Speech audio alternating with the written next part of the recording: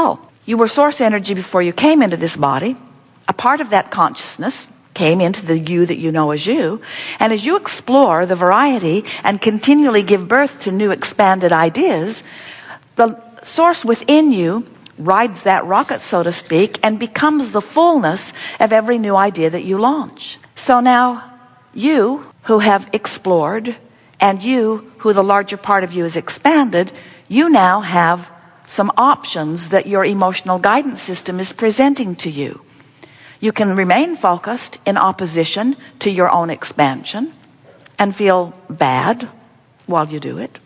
Or you can turn your attention in the direction of what you're asking for and begin to feel the flow and the momentum of the power of the energy that creates worlds flowing through you.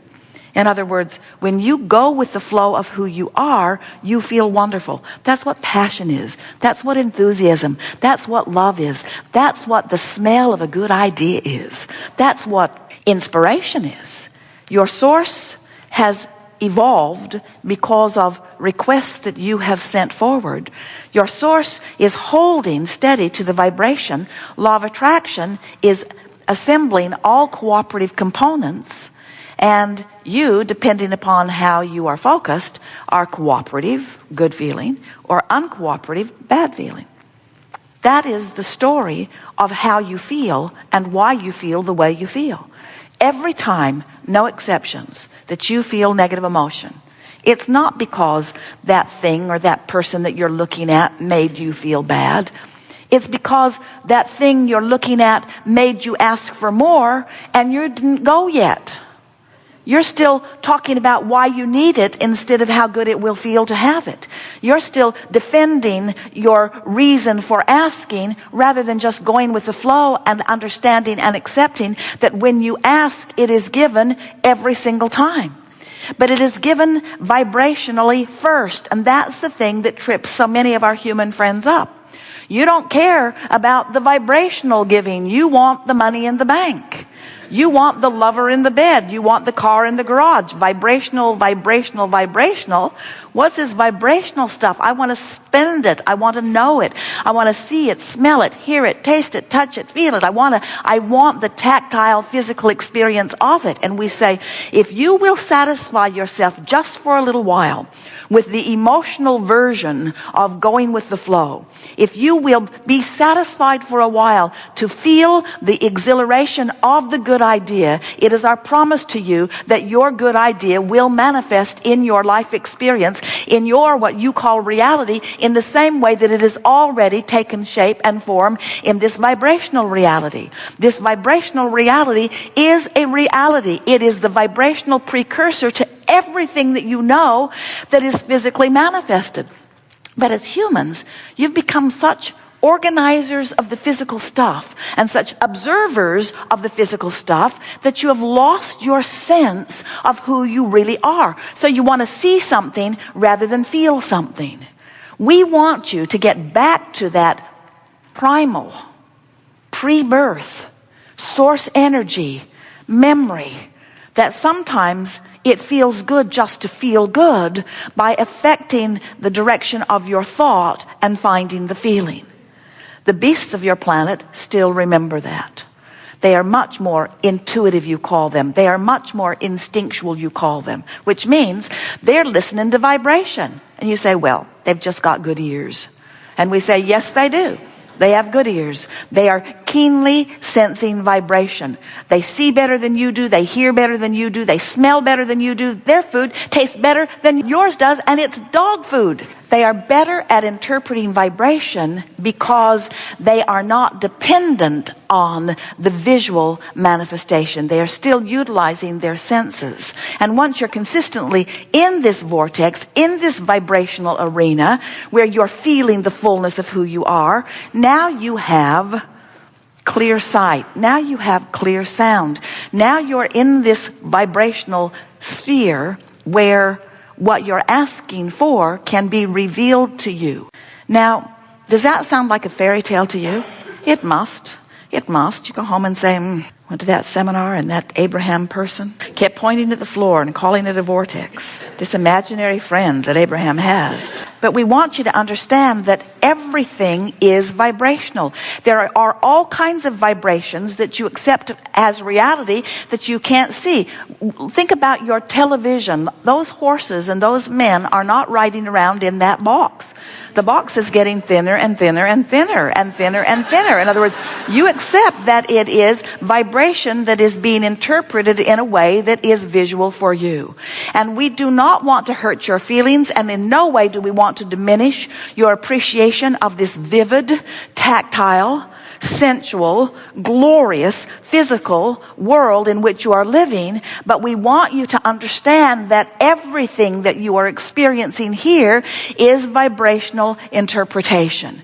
And you have the ability to interpret vibration in ways that you are not doing because we love you very much. You are hung up on your physical reality. You are so in love with this physical reality, you want to see it and smell it and taste it and touch it and hear it. You want to be in it. You want to be involved in it. You want the physicalness of it. You document it. You take pictures of it. You make statues and monuments about it.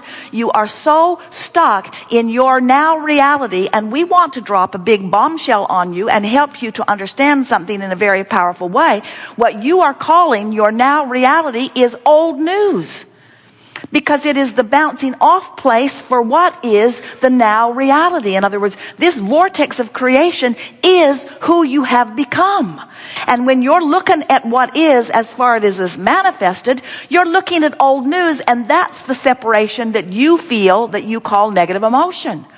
We're not talking about big distances between out of the vortex and in the vortex. We're talking about vibrational subtleties that you can feel, that you can train yourself to understand. You can train yourself into the vortex. You can get in there and you can practice what it feels like to be in there until it becomes your expectation that things go well instead of your expectation that things do not go well. You said, I'll sift and I'll decide and then I'll line up with my decision. That's what a deliberate creator does. But so many humans sift and ask, and the source within them holds to the vibration and calls them steadily. But so many humans keep beating the drum of need or of lack as they continue to speak their words without finding a vibrational alignment with their words of desire.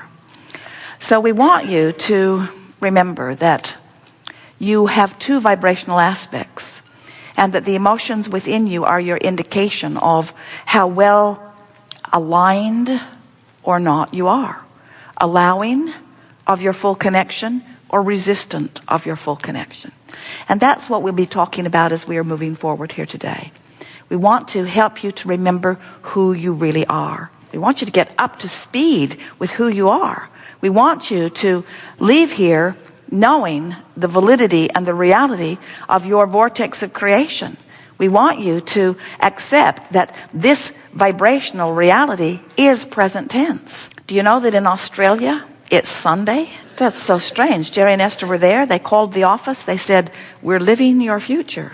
And it's really good. And of course, that wasn't altogether true, was it? Because it was all now. In other words, whether you are talking to someone in Australia on the telephone now, or whether you're talking to someone in Atlanta, or whether you're talking to someone who is non-physically focused, it's all happening right now, isn't it? It's now. There's no separation. It's now. And what we want you to understand is that the now that is you is not the now that you think is you. You think it's the you that's sitting here in these clothes with this much money in your bank account, in this body, with these relationships. And we want you to understand that your now reality in this vortex of creation has moved past that. And the reason that you feel negative emotion is because you're not moving with it. So, we want to show you how to get forward moving. We want to show you how to live real time. We want to show you how you can be in this moment, living in this physical world, but living the vibration of all that you have become.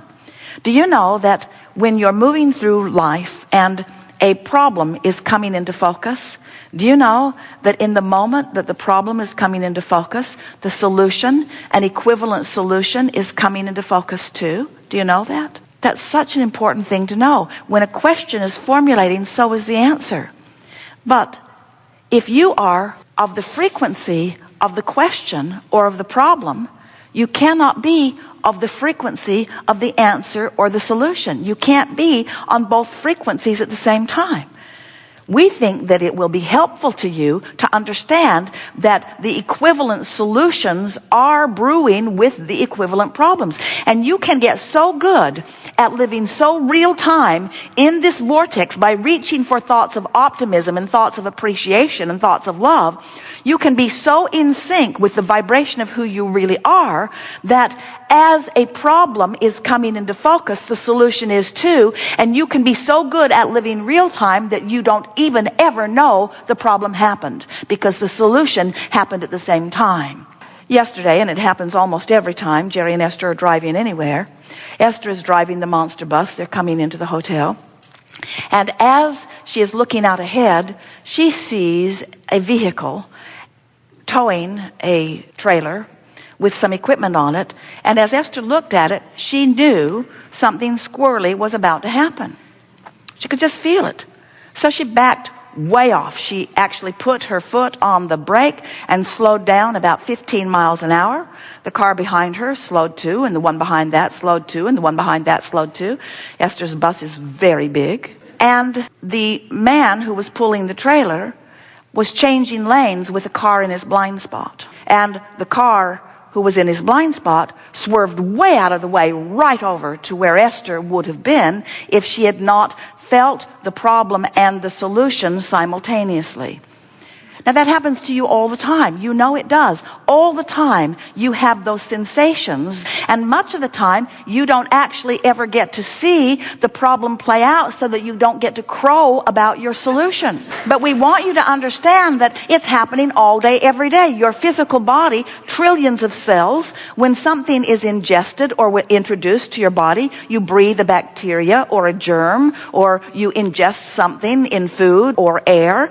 The trillions of cells in your body launch these rockets of desires and find the solution before your body ever finds the problem. In other words, this is happening all day, every day. You are introduced to so many things that if the doctors could get you to go every hour on the hour and let them check, they would pronounce you terminally ill with so many different things, because your body is compensating all day, every day for what's coming to it.